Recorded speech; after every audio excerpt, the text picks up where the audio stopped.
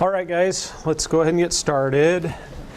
For those of you that are not here in Kirksville, I'm Dr. Cluff, one of the anesthesia residents here. We're going to talk about anesthesia induction agents, basically the stuff that makes people fall asleep. We're going to kind of specify just to that. We're not going to talk about paralytics or things like that in this lecture because we just don't have enough time to hit all of it. So what we're going to try and do today, we're going to try and figure out what makes a good anesthetic induction drug. We'll pick a few of those, decide what the mechanisms of action are, indications, contraindications, side effects, and then we also want to be able to choose the best drug. So at the end, we're going to have some tests. Anesthetic drugs can be given multiple ways, just like almost any drug. Obviously, there's the intravenous route. It's safe, it's pleasant, it's rapid. We've got the mask route, which are mostly our gases. You can start anesthesia induction with gases alone. Usually that's just done for children at this point in time. They smell bad. They usually cause some coughing, maybe even some gagging. Even the kids don't really like it that much. It does avoid the need for an IV, which is why we like to use them in kids. We can make them fall asleep and then put an IV in them. Oftentimes we'll give these people some sort of oral sedation prior to coming back for their induction. That helps a little bit with that coughing and gagging and not really enjoying things very much. There's the intramuscular route, which can be used in an uncooperative patient. The most notable, I guess, example of this would be the person that gets a shot in their butt when they're fighting in the ICU, and that's always fun to watch on some show. It doesn't often happen that way in real life, but no. But it is still fun to think of the possibilities. And then obviously there's rectal. I didn't really want to go into that one. Who wants that? We're going to talk today about just the intravenous route of anesthetics, because I think that's the one that's probably most applicable to all of you. If you're not anesthesia, you're not going to be using the gases. So IV anesthetics can be used for induction or maintenance of anesthesia, or both. They may or may not provide analgesia, and that's a very important distinction. Recall that the difference between anesthesia and analgesia is anesthesia is loss of consciousness, whereas analgesia is pain control.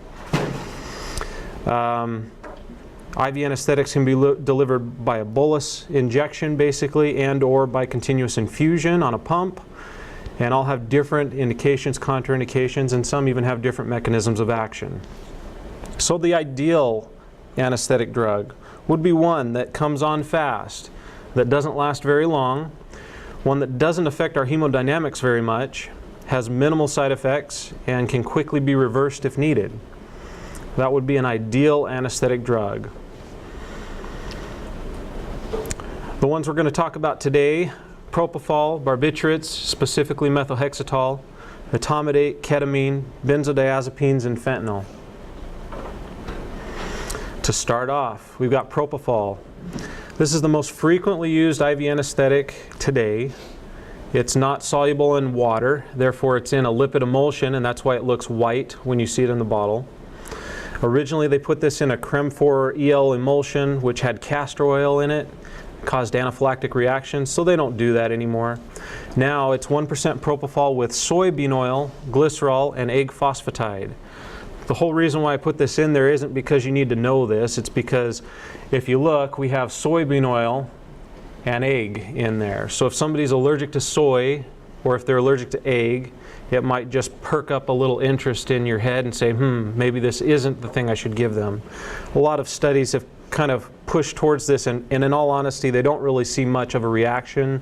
Most people are allergic to the white of the egg, and this is actually made out of the yolk of the egg. And then the soy doesn't seem to have a huge reaction either. However, it is something to keep in mind, and you may want to choose a different agent if somebody's allergic to either of those. How does it work? Propofol is going to enhance the activity of our GABA receptors, and then I put after that probably. It's because you'll find that most of these, although we've used them in some cases for decades and decades, we still don't really understand exactly how they work. But we do know that it probably hits the GABA receptors, and we just think it probably hits a lot more in addition. It's very fast on, within a minute.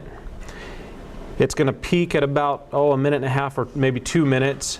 And then it's going to last about 2 to 8 minutes. And that's a fairly wide time frame, if you'll notice, and most of them can be wide time frames. It depends on how fast somebody can metabolize that and get it out of their system, basically. This is rapidly metabolized by the liver, but it's important to know that there are also other places where it's metabolized, including the kidney and the lungs. They know this because during the anhepatic phase of liver transplants, people are still able to wake up from propofol, so it's not just liver. The important fact here, propofol does not provide analgesia at all. So let's talk about some side effects. Most notably, this one's going to burn when it goes in the IV. We always let our patients know, and we can give lidocaine or something along those lines, a local anesthetic, to try and numb that a little bit.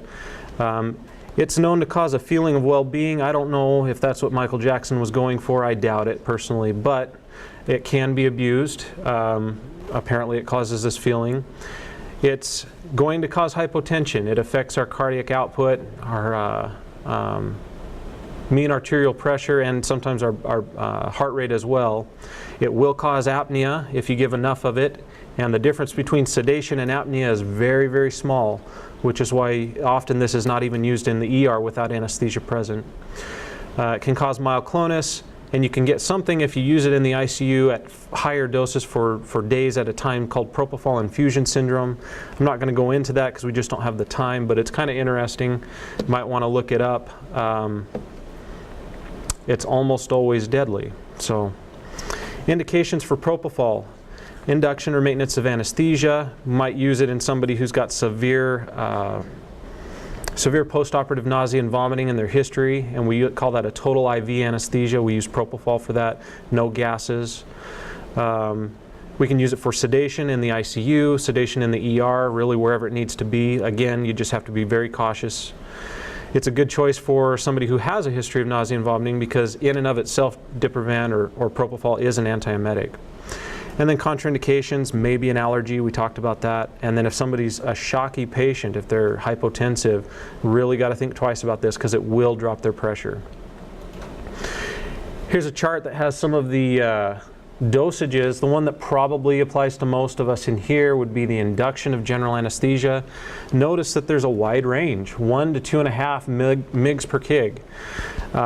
Things that are going to change propofol and how much you're going to need include different types of medications they may be on, self-medications such as ethanol, also age. The older someone is, the less they're going to need as far as the propofol goes.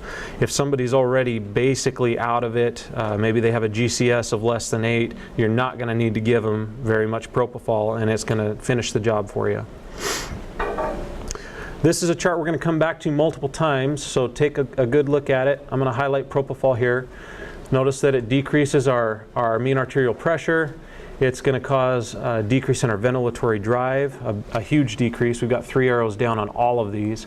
And then as far as our cerebral metabolic rate and intracranial pressure, it's actually going to decrease those. So maybe a fair option in somebody who's had head trauma, so long as other things are not going to preclude the use of propofol. Moving on. And I apologize, I'm going to try and get through this fairly quickly. We have some cases at the end I'd like to go to, but keep in mind the important steps here, or the important facts about each drug. Barbiturates, the prototypical was thiopental or pentothal. We can't get it in the US anymore. So we'll talk more about methylhexatol or Brevitol and Suratol. Here at Northeast Regional we have Brevitol. So these are hypnotic derivatives of barbituric acid.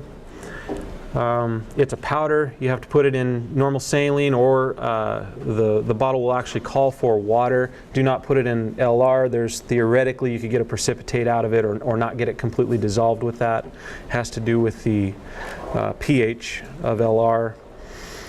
There are other drugs that you've got to make sure you don't mix it with. Some of our paralytics, also different analgesics, alfentanil, sufentanil, and midazolam. It's okay to give it one after the other. You just don't want to have both of them in the same syringe, basically. Currently, you can get it as a 1% solution. This, again, enhances GABA receptor activity. And at higher doses, it actually agonizes GABA receptors. Remember that GABA receptors are inhibitory in the brain. So by activating them, we're increasing our inhibition.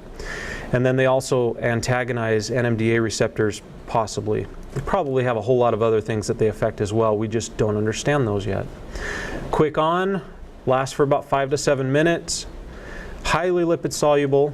It's rapidly distributed from the blood to the brain, and then more slowly from the brain to the muscles. An interesting thing here you have to be cautious about with any barbiturate is that the muscle can be saturated with a barbiturate fairly quickly if you have them on a drip, and once that occurs, it doesn't have anywhere else to go, and these patients can stay asleep or have effects of any of the barbiturates for a very long time, up to days. So you do have to be very cautious about that. Again, this does not, just like propofol, provide any analgesia, so you don't want to give just this if you're about to have a big procedure, okay? Side effects. Apparently it can cause a garlic or an onion taste in the mouth. I have not, I guess, talked to somebody who's experienced that, mostly because they fall asleep really fast once you give it. Obviously you can have an allergic reaction to it. Local tissue irritation, and there have been cases where it can cause tissue necrosis. It can be excitatory, so it can cause coughing, hiccups, twitching, that kind of thing. And then again, pain on injection. Indications: induction and maintenance of anesthesia, of course. This has less cardiovascular depression than propofol, but it still definitely causes depression, and I put on here moderate. It will decrease your cerebral metabolic rate, so important point here. It has historically been the agent of choice for head trauma and head cases. Status epilepticus, somebody with a CVA, head trauma.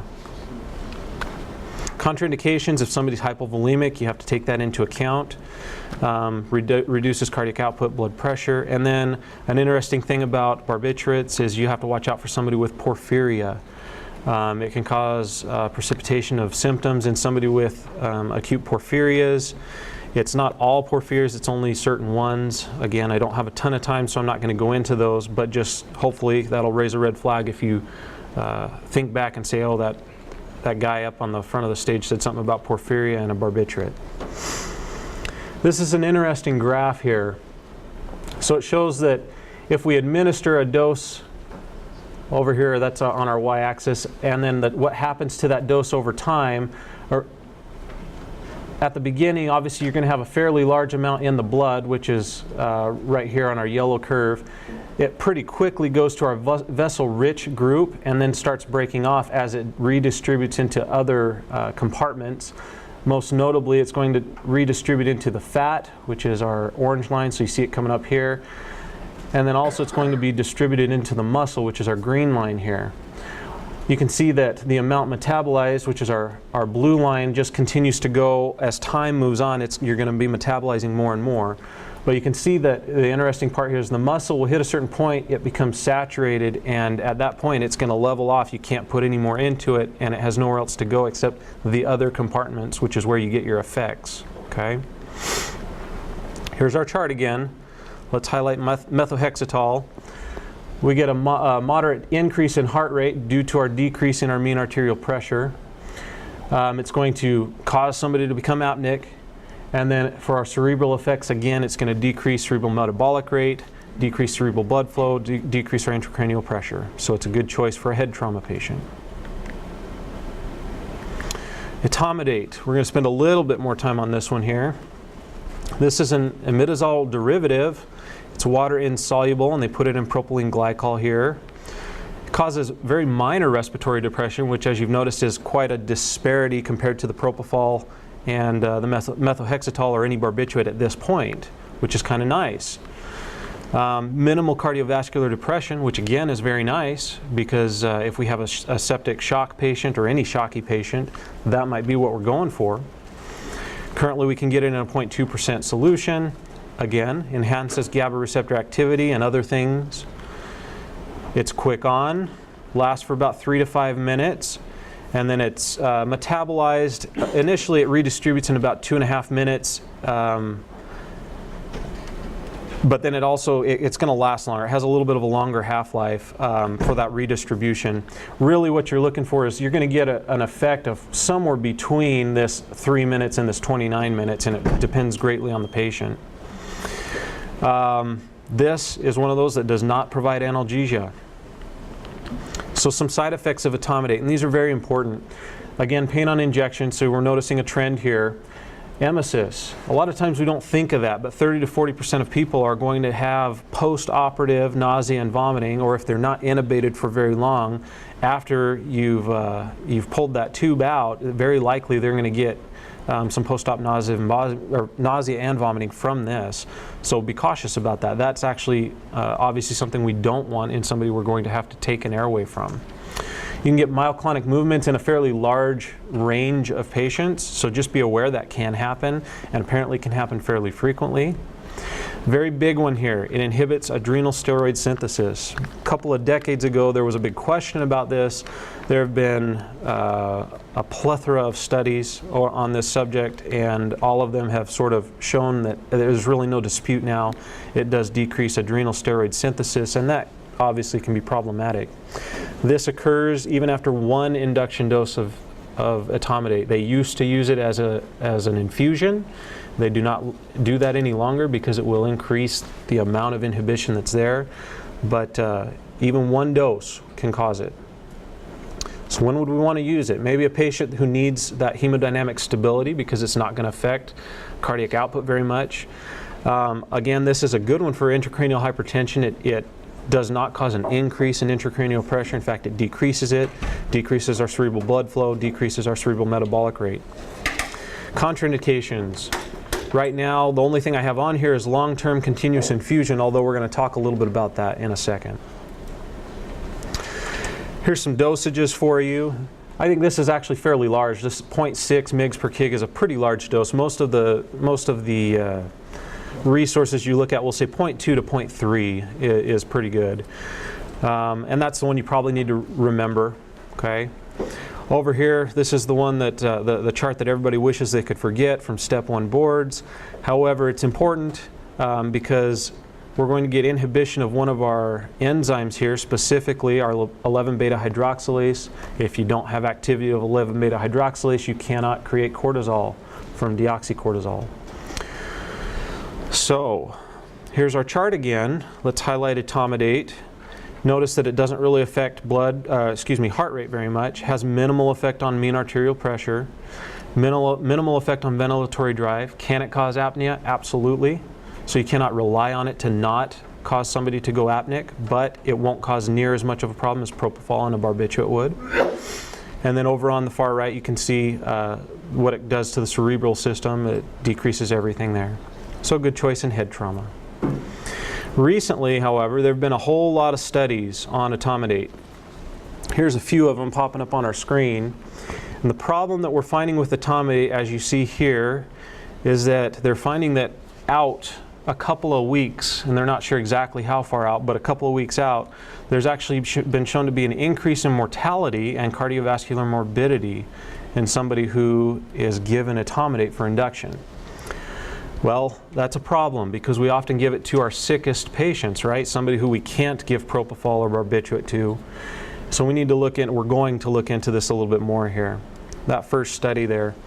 This is a study that was done. It was a retrospective single center study done out of Cleveland Clinic. 31,148 ASA 3 and 4 patients, so they're pretty sick. Okay, whoops. They looked at these patients over the years 2005 to 2009, and they found 28,000 or so propofol inductions and about 2,500 Etomidate inductions. According to their study criteria, they were able to include 2,144 Etomidate inductions, and then they did what's called a propensity matching to a little over 5,000 propofol inductions. And the reason for that is propofol is used in patients that can handle it, and Etomidate is usually used in patients who can't handle the drop in blood pressure. So it stands to reason that probably Etomidate's given to your patients that are sicker than your patients that are given propofol. So they tried to match the Etomidate patients in this study to propofol patients who had similar comorbidities, but they couldn't often do it with just a 1-to-1 match. So sometimes it was 1 to 2, sometimes it was 1 to 3, and that's why you have different amounts of people there. Honestly, I don't understand how the propensity matching is done completely, but they're trying to avoid the bias of giving Etomidate to only the really, really sick people here. So they found out that when they do an Etomidate induction, they increase the 30-day mortality, they increase cardiovascular morbidity, and they increase the amount of time that somebody's got to stay in the hospital, none of which are good things. An important fact about this, though, is that it shows there was an association with Etomidate, but it didn't show that Etomidate was actually what was causing the problem here. Is it the Etomidate? Is it the adrenal suppression that Etomidate is causing? And so maybe it's actually that adrenal suppression that's causing the problem here. Not sure. We just know that something is causing a worse outcome. So we'll look at another study here. This is out of intensive care medicine in 2011, the effect of Etomidate on adrenal function in a critical illness. This is a meta-analysis, so they look at 263 articles between those years. They were able to include 21 studies. The parameters here were Etomidate inductions versus non-Etomidate. They couldn't just do propofol or one drug. They picked anything except Etomidate. And they found in this case that there was an increased relative risk of adrenal insufficiency. Not too surprising because, like I said, that's pretty much well established at this point. But then it also showed that increased mortality again. This risk of mortality in this meta-analysis, and this is an important point here, was only statistically significant in people who were septic. Okay? If they were not septic, it doesn't mean that it wasn't important, it's just that there was not a statistic significance associated with non-septic patients. So again, think of the people you're going to give Etomidate to. It goes to our people who are really sick, our people who have low blood pressures, our people who are usually septic or septic shock, and that might be a problem. So we're seeing that the people we want to use it for may be the exact people we don't want to give it to. Last study I'll show about this. Since we don't know exactly what's causing it, whether it be the actual drug, the Etomidate itself, or maybe the adrenal suppression, they decided to do a sub-study of the Corticus trial. The Corticus trial was a big, huge trial that was done, multi-center, randomized, placebo-controlled study.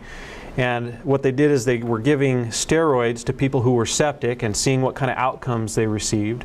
Well, since we were already giving steroids to these people, they said, well, what if any of these people needed to be intubated? They found that about 499 people who were in septic shock did need to be intubated within the past 72 hours of the time they decided to make the inclusion criteria here. 96 of those were Etomidate inductions and 403 were non-Etomidate inductions. The theory here was maybe if it's adrenal suppression causing the problem, since all of these people are getting steroids anyway, we'll see that there's not any problem with mortality in the long run. Sounds good, right? What they found is that there was an increased adrenal insufficiency with those who were given Etomidate. Again, not surprising. There was an increased mortality with Etomidate, and there was no change in the mortality when people were given the hydrocortisone. So we don't know what's causing this increase in mortality after a little while. It's not within the first few days, it's usually a couple of weeks out. But it does not seem to be the adrenal suppression, which is an interesting fact. So what is causing it? That's the big question out there. There are a lot of studies being done. So the big question with Etomidate right now is, do I use it or do I not? It doesn't look real good. I mean, maybe I'm causing harm to my patients if I use it. And right now the answer is, I don't know. It doesn't look good, like I said, but more trials are needed and more prospective trials are needed at this point. Here's one I just was able to find as I looked up, ketamine versus Etomidate for rapid sequence. You could look that up if you want. It's supposed to be done the end of this year, hopefully published sometime probably the beginning of next year. The point of this, though, is can you use Etomidate? Yeah, you absolutely can, but you really need to be thinking twice about it. Be really cautious, just because we know that there is an increase in mortality and, like I said before, cardiovascular morbidity later on. We'll move on here. Ketamine's the next one we're going to talk about. This is a drug that's interesting because it's really old. It's been around for a long, long time. It is your horse tranquilizer, basically. It's related to PCP, the drug. Produces a dissociative anesthesia, which is very different than our other anesthetics so far. It's water soluble, has minimal effects on respiratory drive, which is something that can be very good, especially if you don't want to knock the respiratory drive out right away. However, it does cause a decrease in minute ventilation for a little bit, so you can still become apneic with it. You cannot rely on it to not make somebody apneic. People will, sorry, I didn't mean to click that. People will still maintain some of their reflexes with this, but again, you can't rely on that. So if somebody's had a full meal before you need to intubate them, you probably need to apply cricoid pressure still, because you can't rely on those reflexes to be there. However, it is very likely that there will still be some there, and that can be helpful to us. And an interesting fact about this one is that it does cause bronchodilation, which may come in handy during certain cases. It stimulates the cardiovascular system, which is complete opposite of everything we've talked about so far. All the rest will depress the cardiovascular system. This one actually stimulates it. You get a fairly mild increase in heart rate, blood pressure, and cardiac output. That can be mitigated if you give a benzo previous to this, if you want to mitigate it, if you're not wanting that cardiovascular stimulation. Okay? It increases, and this is important here, it increases your intracranial pressure. So what you end up getting is you get an increase in your intracranial pressure. You do get an increase in your mean arterial pressure, maybe, but it's not as much of an increase as the intracranial pressure, and therefore your cerebral perfusion goes down. Okay? So that can be really bad for us in certain cases, like head trauma cases. Okay?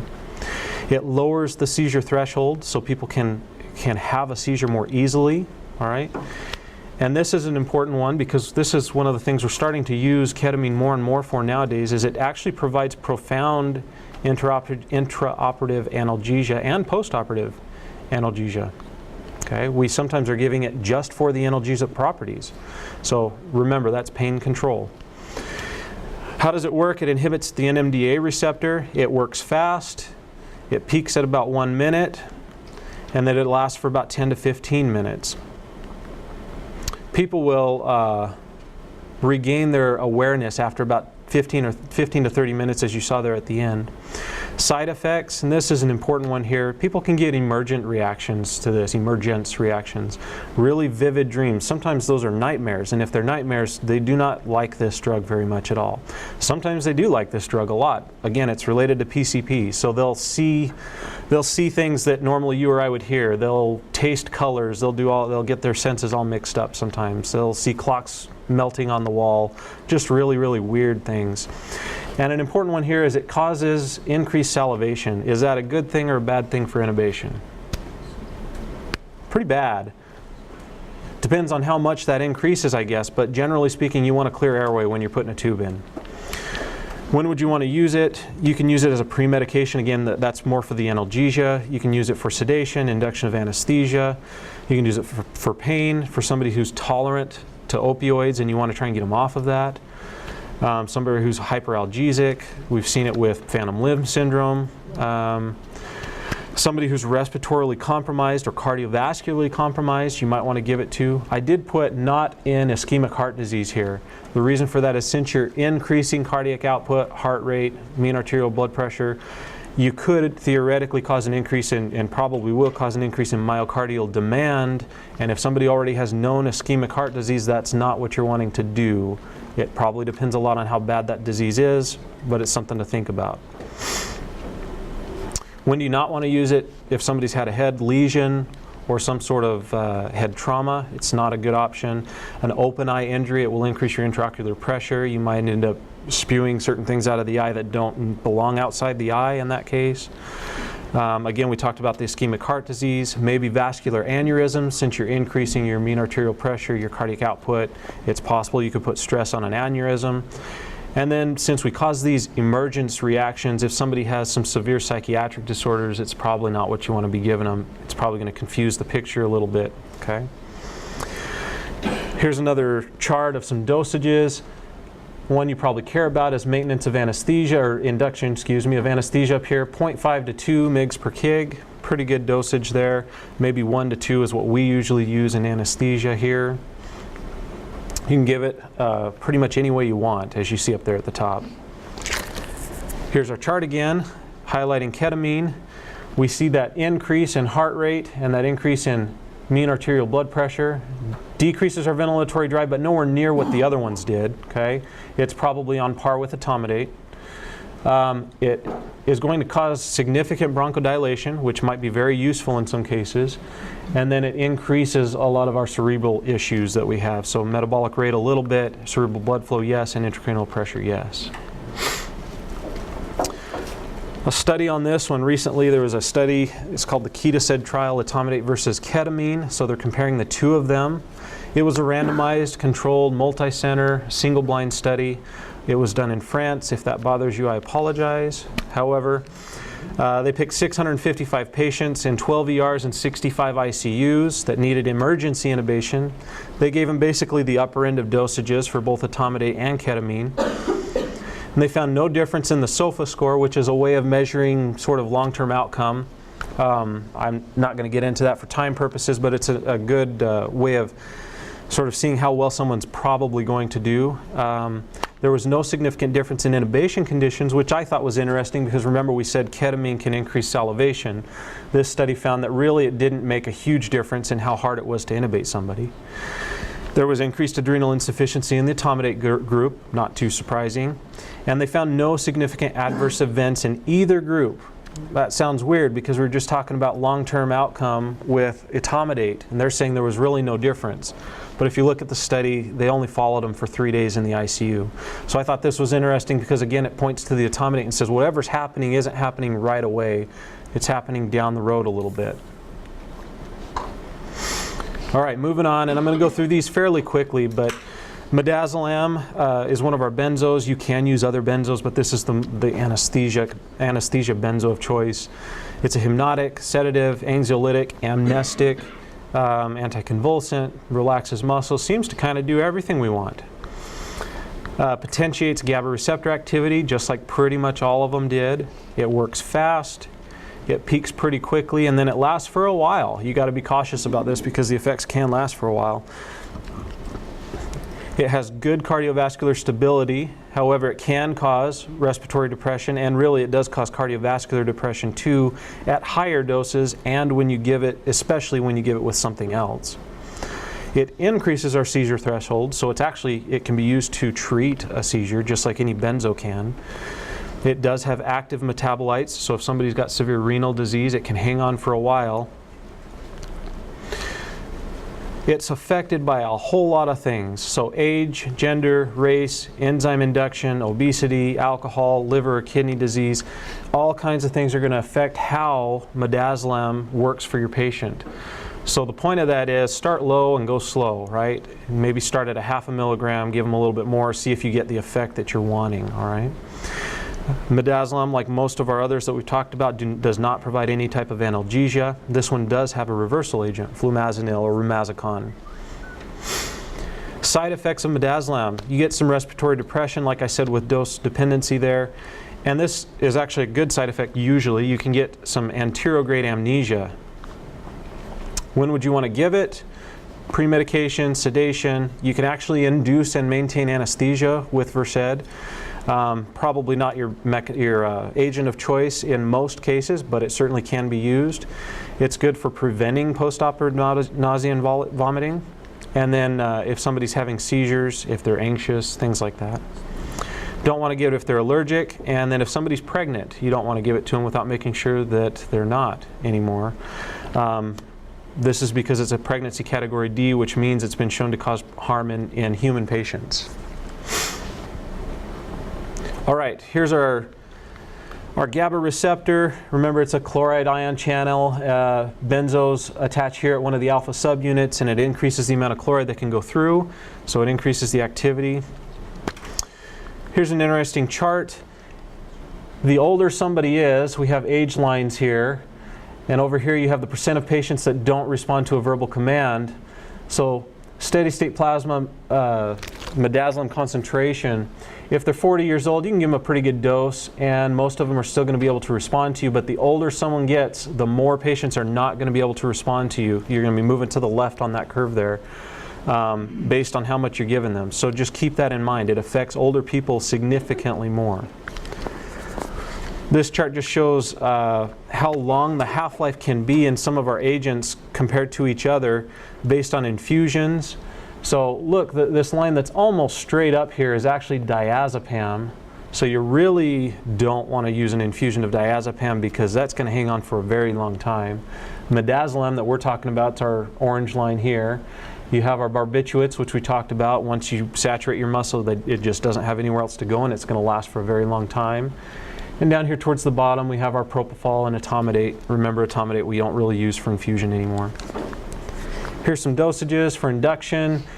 You're really not going to use it for induction. Probably we're going to use it more for an adjuvant therapy to sedation there. Start low, go slow. Moving on to fentanyl. This is the last one we're going to talk about. So it's an opioid. Everybody knows that. It's about 100 times more potent than morphine. Binds mu receptors, delta receptors, kappa receptors. It mimics our endogenous endorphins. Works very quickly. However, if you give somebody some fentanyl and they say, boy, I'm still hurting, give it a little bit of time because that peak effect doesn't happen until about 6.5 minutes. Okay, so they might actually still be getting some effect there. It lasts for about 2 to 3 hours. However, the pain modulating effects of it seem to decrease a little bit before that, maybe 45 minutes or so, and they usually are asking for another dose at least. Fentanyl has awesome cardiovascular stability. It can cause some bradycardia at higher doses. However, in open heart transplants and procedures, a lot of times they use just fentanyl to induce because it preserves cardiovascular output in such a good way. That does not always seem to be the case though if you give it with something else, specifically benzos. So remember, benzos can decrease your cardiac output, they can decrease your blood pressure, and if you give it with fentanyl, it doesn't average out. They're actually additive, if not synergistic with each other. It provides excellent analgesia, obviously. It's a pain medicine. Very poor anesthesia, though. People will likely remember things even if they seem like they're out of it. Okay. This one, again, is reversed by naloxone. Has some significant side effects. Most importantly, you're going to lose somebody's respiratory drive with this, the higher doses you go. At high doses, you can get this muscle rigidity and this chest wall rigidity. I doubt any of you would be giving those high doses, but know that it can happen. Like any opioid, you can get pupil constriction. This one's interesting. It causes pruritus, especially on the face, and most specifically, it seems like right on the tip of the nose. People start itching as soon as you give this one. Just an interesting thing. It doesn't really mean a whole lot. We talked about how it can cause bradycardia. It can cause some histamine release with certain opioids, not necessarily fentanyl, but morphine, codeine, meperidine can all do that. This will increase postoperative nausea and vomiting.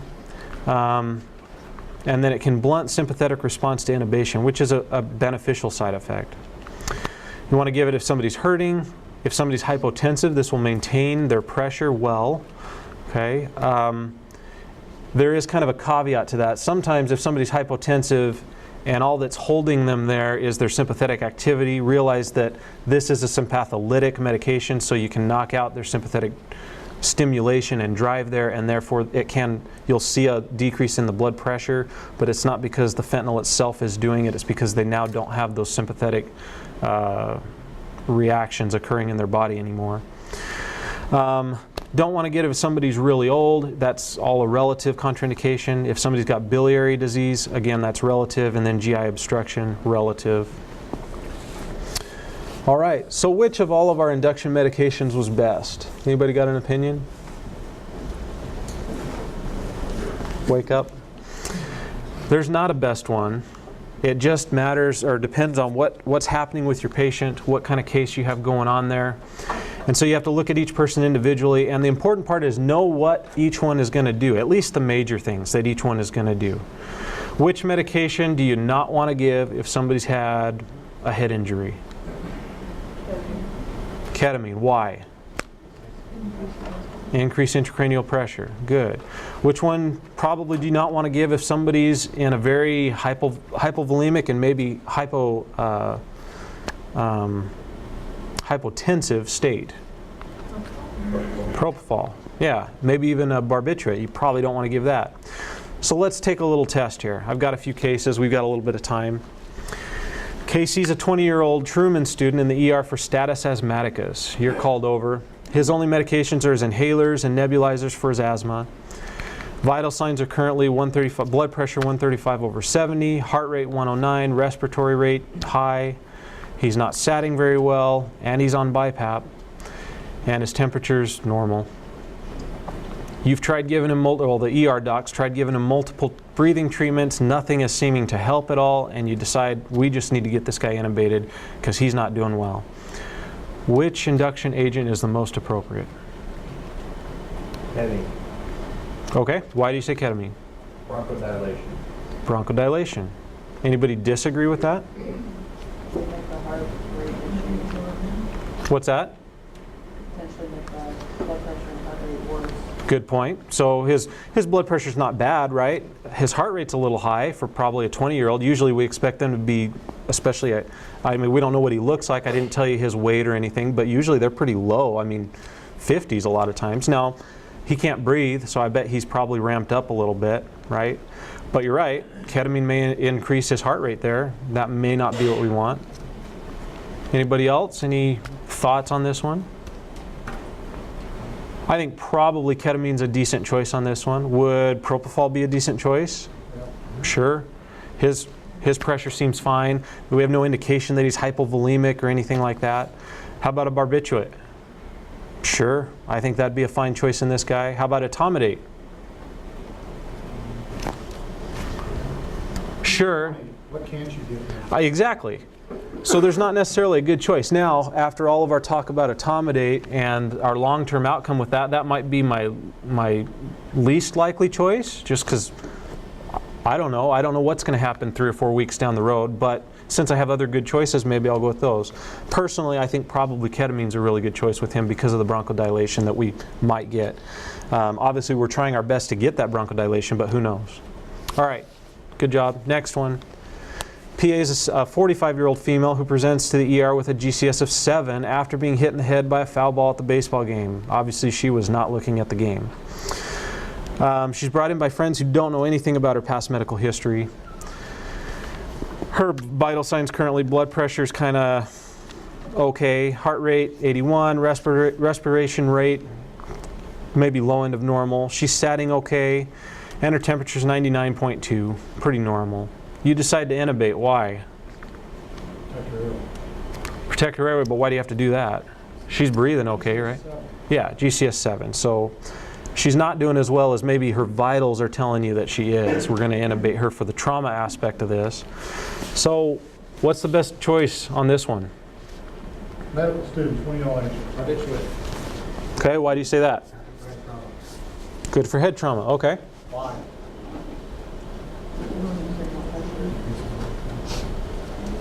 Okay. So I can go for that. Barbiturate seems like a decent choice. What else? You don't know. That's true. That's very, very true, and I'm glad you're thinking about that. What are the chances she has a porphyria? Pretty unlikely. Anybody here ever seen a porphyria? I'm just curious. Okay. Yeah, I know Dr. Greider has. How many have you diagnosed?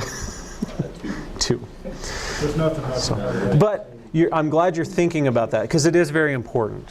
What else could we use? Could we use ketamine? I think it's probably not a great idea because we've been hit in the head. Does she have increased intracranial pressure? Maybe. I don't know. I don't really want to test that theory with ketamine. How about propofol?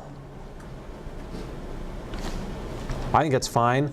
Sometimes we look at these numbers and they seem kind of low, but really, I mean, 118 is a normal blood pressure, right? So I think that's probably a fine choice on her.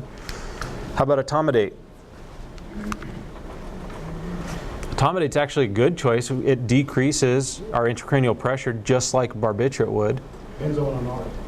Benzo and an arc, that's another option there. So we're mixing a couple there. We didn't talk about that, overachiever. Sitting next to the chief I got a chief here. So yeah, we could use those as well. Probably the only one I'd say don't use is ketamine on this. All the rest probably are fine. Again, the Etomidate's a big question mark. I don't know what's going to happen long term. She's not our septic shock patient though, so it might be just fine. So pretty much any of them. Let's start whittling this down a little. Number 3, J-Dub He has a 35-year-old white male with a history of epilepsy. He's on the floor for an extended recovery after severe postoperative nausea and vomiting from median nerve decompression where he had to be intubated. Did I put that on here? Yeah, there we go. For median nerve decompression requiring intubation. Rapid response is called because the patient's found by the nurse to be in a tonic-clonic seizure. So you rush up there. They don't know how long the seizure's been going on. By the time you arrive, though, he's postictal. Within a few minutes, though, he starts seizing again. You give him some lorazepam, ×2 over 5 minutes. And just as you're starting to give him the phenytoin, his seizure stops. So it was going on for 5 to 10 minutes here. You have a good pharmacy. They're able to get it up fast. Vital signs, blood pressure 123 over 68, heart rate 69, respiration 6, SpO2's 93 on non-rebreather, and at 10 liters a minute, and his temp's fine. So you decide you need to intubate him. What do you think you want to give him?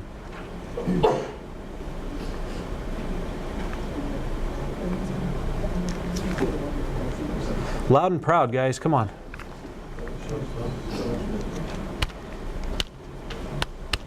What was used here in his induction? They used propofol.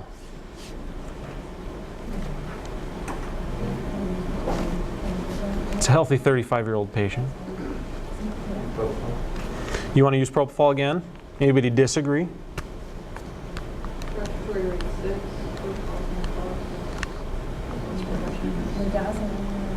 Propofol is definitely going to knock out that 6, but our point is we're intubating him, so it probably doesn't matter, but it depends, right? I heard something over there.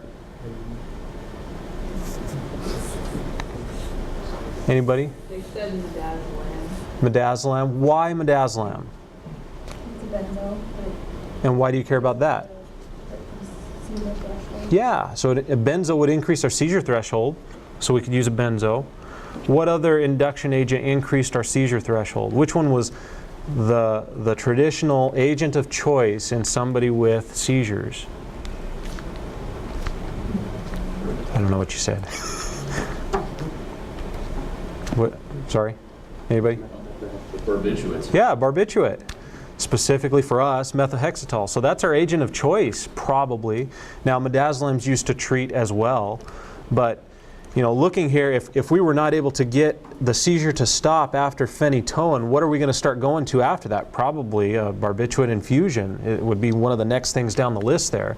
So that might be a decent choice for our induction agent, right? Ketamine, probably not. It's not going to help us at all with what we're trying to do here. It's not going to harm us, I don't think, too much, but it's not going to help us either. Etomidate, I don't think we need to use Etomidate, right? So probably our best choices here, since we're looking for most appropriate, I'm okay with midazolam. I think that's a decent choice, or specifically the barbiturate would be, I think, best here. We got a couple more. Number 4, SC is a 67-year-old female in the ER with COPD, acute exacerbation. Does that sound familiar to anybody? Okay, I hope so. They've got a history of hypertension, hyperlipidemia, diabetes, hypothyroidism, coronary artery disease, and they've had stents done. That seems familiar. Yeah, pretty much Joe Blow, right? She takes hydrochlorothiazide, lisinopril, Lipitor, metformin, glyburide, Synthroid, aspirin, Plavix, and a multivitamin. Pretty normal stuff, right? I should have put, and then all of the respiratory medicines, I didn't throw that in there. Vital signs 114 over 65, heart rate 63, respers a little bit on the high side. She's not satting very well, temp seems to be normal. So what do you want to do? BiPAP. She's on BiPAP, satting 89.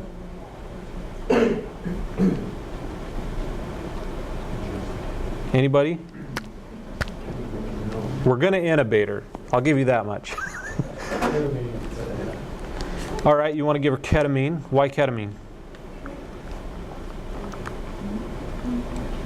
Cardiovascular correction. Does she? No, it'll have. Oh, it doesn't have cardio? Okay. All right, so you want to make sure her blood pressure doesn't go down. All right. Bronchodilation. Bronchodilation. Okay, so that might be helpful for you. I can go for that.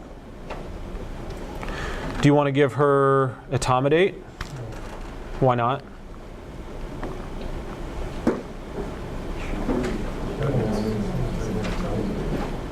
Why? Cardiovascular mortality. Okay, for the mortality, is it going to cause any problems right now with intubation? Probably not. It probably would actually be a fine choice for this patient from that perspective, but I'm glad you're thinking ahead now. So since I have another choice, the ketamine, maybe I don't want to do the Etomidate. How about propofol?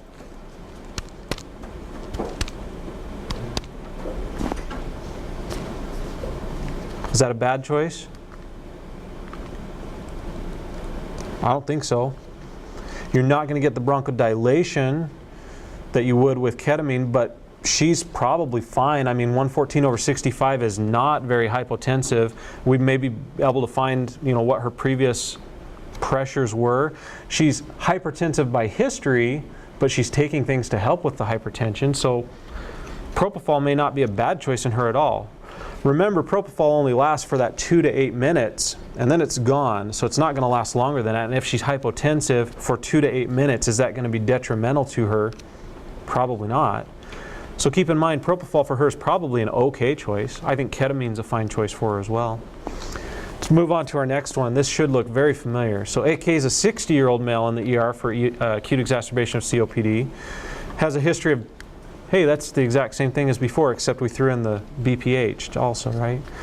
So takes pretty much the same medicines, some Flomax for the BPH as well. In this case, blood pressure 102/53, heart rate 67, respir again 40, not satting well on BiPAP, temperature there. What do you want to give this one? I did this on purpose. Patient 5 and patient 4 are basically identical with one difference, and that is this blood pressure here. That's really the bigger difference there. So now we're getting into the realms of hypotension. Does that change what you want to give him at all? Yeah, so maybe I'll decide not to do propofol on this one because now I'm seeing some hypotension already. So that may not be the best option. So what I'm hoping to get you guys to do here is start thinking about, there's not a good choice, a specific choice for every patient. There's probably 2 or 3 decent choices. There may be one that's better than the rest. There may be one that you definitely don't want to do, but you have options. So hopefully you're thinking about what your options are and not feeling like I have to do the same thing every time. Last one. All right, now this is a little bit trickier. BW is a 44-year-old male with severe cirrhosis secondary to alcohol and Hep C. He presents with severe ascites, respiratory distress. He's had coronary artery disease for a long time with 2 bypasses, MI 10 years ago, secondary to drug use, of course. He's got a history of malignant hypertension, chronic diastolic heart failure. His ZF on his echo 3 or 4 years ago was 51%. He's got chronic kidney disease. He's got a history of hepatic encephalopathy, hyperlipidemia, anemia, coagulopathy due to the cirrhosis. He's had some esophageal varices in the past. He's morbidly obese, of course. And he's also got COPD. Does that sound like a fairly reasonable patient? Actually, probably, unfortunately. I didn't even want to go into the medications, so just think about all the things he's probably on. Blood pressure is 95/48, heart rate's 82, respiration's a little bit fast. He's satting 88% on BiPAP, and his temp is a little high maybe. What do you want to do for this guy?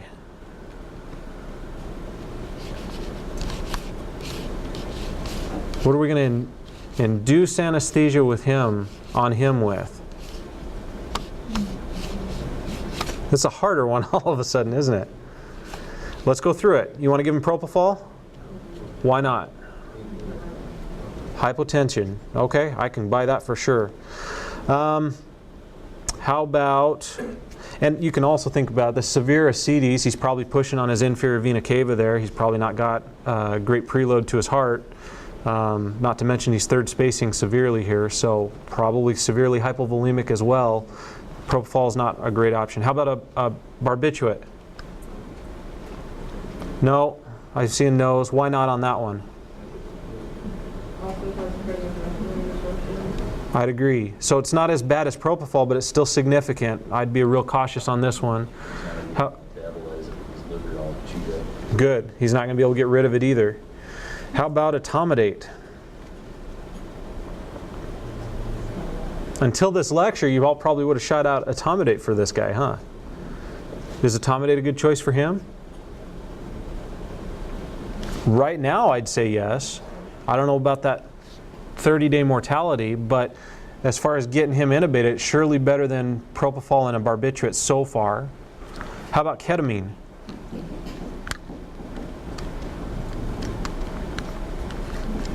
Is ketamine okay on him? Why not? I'm seeing shaking heads. I'm seeing some maybes.